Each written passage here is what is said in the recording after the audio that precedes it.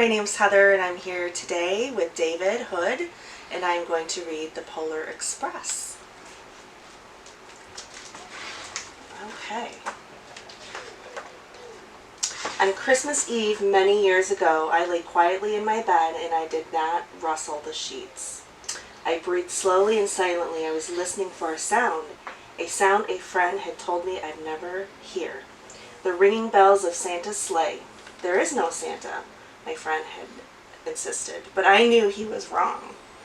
Late that night I did hear sounds. Thought not of ringing bells. From outside came the sound of hissing steam and squeaking metal.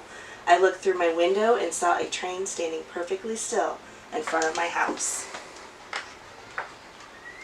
It was wrapped in an apron of steam. Snowflakes fell lightly around it. A conductor stood at the open door of one of the cars. He took a large pocket watch from his vest, then looked up at my window. I put on my slippers and robe. I tiptoed downstairs and out the door. All aboard, the conductor cried out. I ran up to him. Well, he said, are you coming? Where? I asked. Why, to the North Pole, of course, was his answer. This is the Polar Express. I took out his outstretched hand and he pulled me aboard.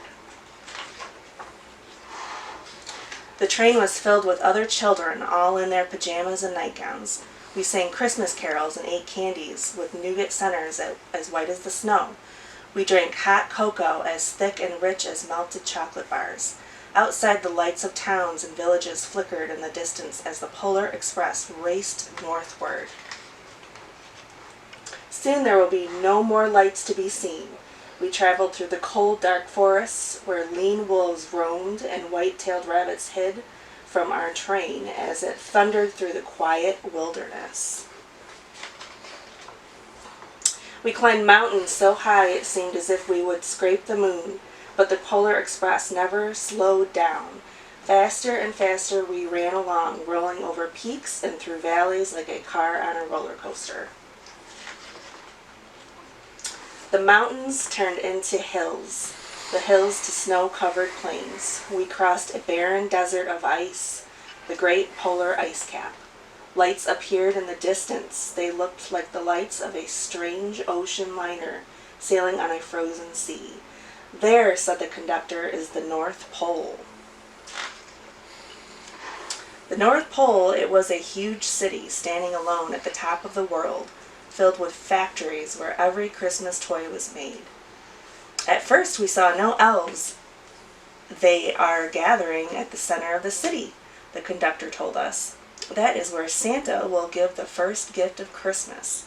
Who receives the first gift, we all asked. The conductor answered, he will choose one of you. Look, shouted one of the children, the elves outside. We saw hundreds of elves as our train drew closer to the center of the North Pole. We slowed to a crawl, so crowded were the streets with Santa's helpers. When the Polar Express could go no farther, we stopped and the conductor led us outside. We pressed through the crowd to the edge of the large open circle. In front of us stood Santa's sleigh. The reindeer were excited. They pranced in pace, ringing the silver sleigh bells that hung from their harnesses. It was a magical sound like nothing I'd ever heard. Across the circle, the elves moved apart and Santa Claus appeared. The elves cheered wildly. He marched over to us and pointed to me, said, let's have this fellow here. He jumped into his sleigh. The conductor handed me up. I sat on Santa's knee and he asked, now what would you like for Christmas? I knew that I could have any gift I could imagine, but the thing I wanted most for Christmas was not inside Santa's giant bag. What I wanted more than anything was one silver bell from Santa's sleigh. When I asked, Santa smiled, then he gave me a hug and told an elf to cut a bell from the reindeer's harness. The elf tossed it up to Santa. He stood holding the bell high above him and called out, the first gift of Christmas. A clock struck midnight as the elves roared their approval. Santa handed the bell to me, and I put it in my bathrobe pocket. The conductor helped me down from the sleigh. Santa shouted out the reindeer's name and cracked his whip. His team charged forward and climbed into the air. Santa circled once above us, then disappeared in the cold, dark polar sky. As soon as we were back inside the Polar Express, the other children asked to see the bell. I reached into my pocket, but the only thing I felt was a hole. I had lost the silver bell from Santa Claus's sleigh. "Let's hurry outside and look for it," one of the children said.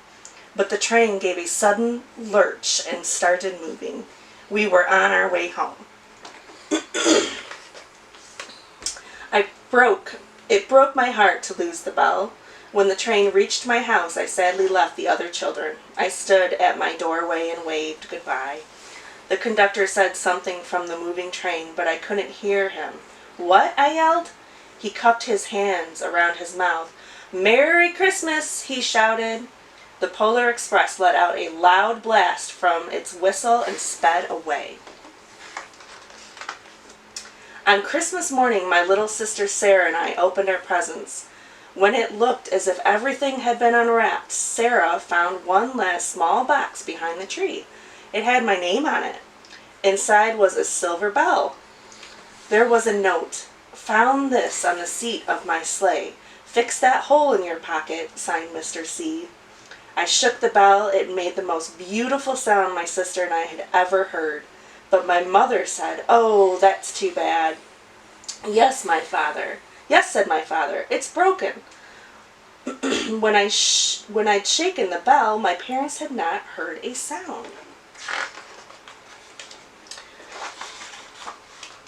At one time, most of my friends could hear the bell, but as years passed, it fell silent for all of them. Even Sarah found one Christmas that she could no longer hear its sweet sound. Though I've grown old, the bell still rings for me as it does for all who truly believe. The end. Thanks, R&R friends. That wraps up my book, my reading of Polar Express. Have a Merry Christmas.